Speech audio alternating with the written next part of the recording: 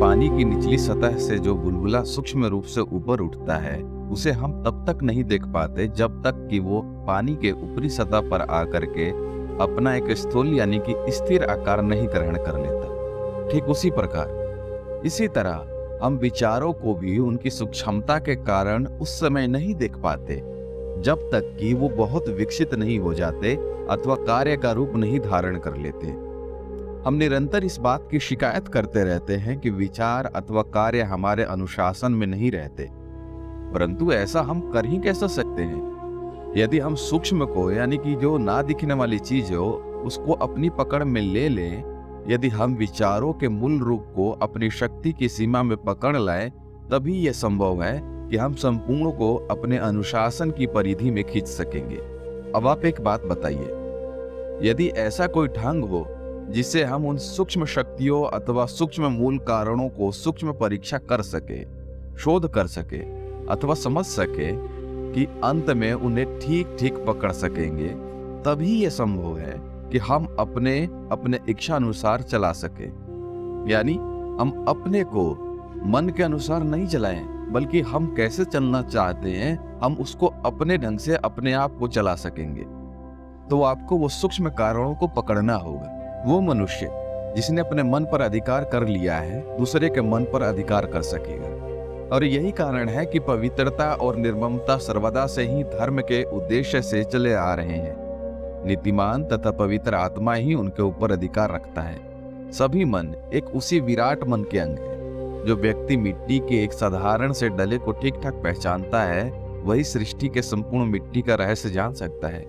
जो अपने मन को ठीक ठीक समझता है और उस पर अधिकार रखता है, वही विश्व के सभी मनों पर वास्तविक रूप से समझता है और उन पर अपना अधिकार रखता है। यानी आप चाहते हो कि आपको दूसरे पर कंट्रोल करना चाहिए, तो पहले अपने मन को, अपने विचारों को अपने कंट्रोल में लाइए। पहले खुद को अपने कंट्रोल में लाइए, तब जाकर के आप दूसरों को अपने इच्छा अनुसार उससे कार्य करवा सकेंगे और उसको अपने अनुसार उसको चला सकेंगे। देखिए, यदि हम इन सूक्ष्म शक्तियों पर अधिकार कर लें तो बहुत सी शारीरिक व्याधियों से छुटकारा पा सकते हैं, बहुत सी चिंताओं से पिंड छूट सकता है और बहुत सी असफलताओं को हम सफलता में परिवर्तित कर सकते हैं। ये तो उपयोगिता की बात हुई, पर इसके अतिरिक्त और कुछ भी है जो इससे अधिक महत्वपूर्ण है।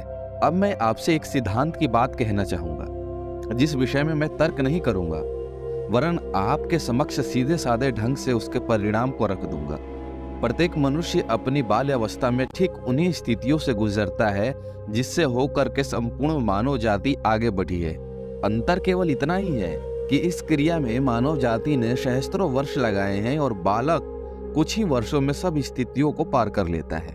बालक पहले प्राचीन जंगली मानव की दशा में रहता है और सुंदर सी तितली को अपने पैरों के नीचे कुचल देना है। बालक पहले ठीक उसी रूप में रहता है जिस रूप में उसको असंस्कृति पूर्व यानी कि पुरुष प्राचीन काल में रहते थे। जैसे जैसे वो बढ़ता है और उसे भिन्न भिन्न स्थितियों को वो पार करता हुआ ही अपनी जाति के विकास की दशा को वो प्राप्त करता है। अंतर केवल इतना ही रहता है कि वो शीघ्रता करता है। अब आप सारी मानव जाति को अथवा पशु, मानव तथा छोटे छोटे सभी जीवों को एक साथ ले ले तो आपको ज्ञात होगा कि सब का एक उद्देश्य है जिसकी ओर सभी दौड़ते चले जा रहे हैं। इसे हम पूर्णता कहे तो ठीक होगा। कुछ व्यक्ति, स्त्री या पुरुष पैदा होते हैं और मानव के पूर्ण विकास के पूर्व निर्देशक होते हैं। बार बार जन्म लेकर धीरे धीरे उस पूर्णता की ओर पहुंचने के बजाय वो अपने जीवन के चंद वर्षों में ही मानो उस तक दौड़ जाते हैं। और हम जानते हैं कि हम उन सभी स्थितियों की क्रियाओं को पूर्ण करने में शीघ्रता कर सकते हैं, पर यही तभी संभव होगा जब हम अपने प्रति सच्चे हों।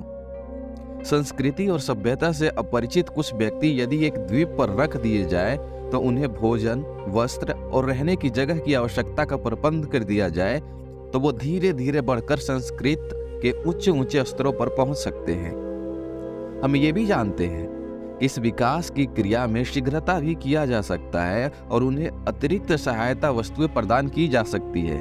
देखिए, हम वृक्ष की बाढ़ में सहायता करते हैं, क्या ऐसा नहीं होता? यदि इन वृक्षों को प्रकृति पर छोड़ दिया जाता तो भी वो विकसित हुए होते, पर हाँ, समय अवश्य अधिक लगता है। परंतु सहायता से कम समय में भी अपनी बाढ़ पूर्णता को प्राप्त कर लेता है। हम लोग स्वयं ही निरंतर ऐसा ही करते जा रहे हैं और कृत्रिम उपायों द्वारा वस्तुओं को बढ़ाओ या फिर विकसित में शीघ्रता करते हैं। यदि ये ठीक है तो मानव के विकास में क्यों शीघ्रता नहीं कर सकते? मानव मात्र एक साथ ऐसा स्तर पर लेकर के हम ऐसा कैसे नहीं कर सकते? दूसरे देशों में उपदेशकों को क्यों भेजे जाते हैं? इसीलिए कि उनकी सहायता से हम संपूर्ण मानव जाति के विकास को शीघ्रता कर सकें। अब प्रश्न उठता है कि क्या हम व्यक्ति के विकास में शीघ्रता नहीं कर सकते? कर सकते हैं। उत्तर यही होगा। क्या हम उस शीघ्रता की सीमा को निर्धारित नहीं कर सकते?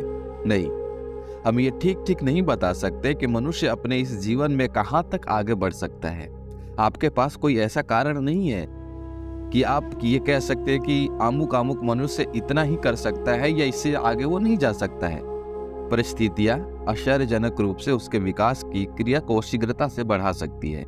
फिर भी पूर्णता तक पहुंचने के लिए क्रिया की गति के लिए क्या कोई सीमा निर्धारित की जा सकती है? अतएव इससे क्या निष्कर्ष निकलता है? यही ना कि अपनी जाति या वर्ग के ढंग का पूर्ण मनुष्य जो लाखों वर्षों में विकसित होते होते बनता है, आज ही बन सकता है। बड़े बड़े योगी यही कहते हैं कि बड़े बड़े अवतार या ईश्वर दूत ऐसे ही व्यक्ति होते हैं जो अपनी इसी जीवन में पूर्णता प्राप्त कर लेते हैं। इस प्रकार के व्यक्ति विश्व के इतिहास के सब युगों में और सब समय में हमारे सामने आते रहे हैं। थोड़े ही दिन की बात है कि जब एक ऐसे व्यक्ति विद्यमान थे जिन्होंने संपूर्ण मानव जाति के विकास को अपने इसी जीवन में प्राप्त कर लिया था। विकास की यही क्षिप्त गति भी नियमों से बंधी हुई है। यदि हम इन नियमों का पता लगाएं और इनके रहस्यों को समझ लें तथा इनका प्रयोग भी अपने आवश्यकताओं के लिए करें तो इसका परिणाम हमारा विकास होगा। हम अपने विकास अथवा प्रगति में शीघ्रता कर सकते हैं और इसी कारण जीवन में पूर्णता को प्राप्त कर सकते हैं। हमारे जीवन का यही महत्वपूर्ण उच्च अंश और मन तथा मन की शक्तियों के अध्ययन, विज्ञान और वास्तविक लक्ष्य को पूर्णता ही है। धन या अन्य किसी द्रव्य से दूसरों की सहायता करना या उन्हें अपनी दैनिक जीवन को निर्विघ्न ले चलने के लिए शिक्षा देना तो केवल ऊपरी वस्तु है। देखिए, इस विज्ञान का उपयोग मनुष्य को पूर्ण बनाने के लिए करने में विशेष करके सहयोग देने का है, न कि इस बात में कि उसे छोड़ दिया जाए और वो अपने विकास की इस अंतिम मंजिल तक पहुंचने में युग बिता दे और उसकी अवस्था ठीक वैसी ही बन जाए जैसी भौतिक शक्तियों के हाथ में पड़े हुए भी साधारण खिलौनों की होती है, अथवा लकड़ी के उस छोटे से टुकड़े की होती है जो महासागर के लहरों के बीच इधर से उधर उद्देश्यहीन भटकता रहता है। यह विज्ञान की आपको शक्ति संपन्न देखना चाहता है ताकि अपने विकास की क्रिया को पूर्ण करने का कार्य आप प्रकृति पर ना छोड़कर अपने हाथ में ले ले, उसे इसी जीवन में प्राप्त कर ले। एक महान और महत्वपूर्ण विचार है। ज्ञान, शक्ति और आनंद, इनकी दृष्टि से मानव उन्नति करता है और कर रहा है। मानव जाति के रूप में हम निरंतर आगे बढ़ते जा रहे हैं। ये सत्य है और बिल्कुल सत्य भी है। क्या ये वृष्टि की दृष्टि से भी सत्य है? कुछ सीमा तक तो जो सत्य है ही, पर फिर प्रश्न उठता है कि क्या ये निश्चित सीमा कहां पर है? मैं तो अपनी आंखों से केवल कुछ गज की दूरी को ही देख पाता हूं, जहां तक मुझे वो चीजें नजर आ पाती है। पर एक ऐसा भी आदमी है जो आंखें मूंद कर दूसरे कमरे में रखे हुए पदार्थों को भी देख सकता है। तुम कहो कि इस बात पर तुम्हारा विश्वास नहीं होता, तो शायद 3 सप्ताह में भी वो व्यक्ति तुम्हें कुछ ऐसा बना दे कि तुम वैसा ही करने लगो। देखिए, ये विद्या तो किसी को भी सिखलाई जा सकती है। कुछ व्यक्ति तो 5 मिनट में ही ऐसे बनाए जा सकते हैं कि वो दूसरे के मन की बात जान जाए। ये क्रिया तो प्रदर्शित भी की जा सकती है। दोस्तों, शेष भाग हम अगले वीडियो में जानेंगे।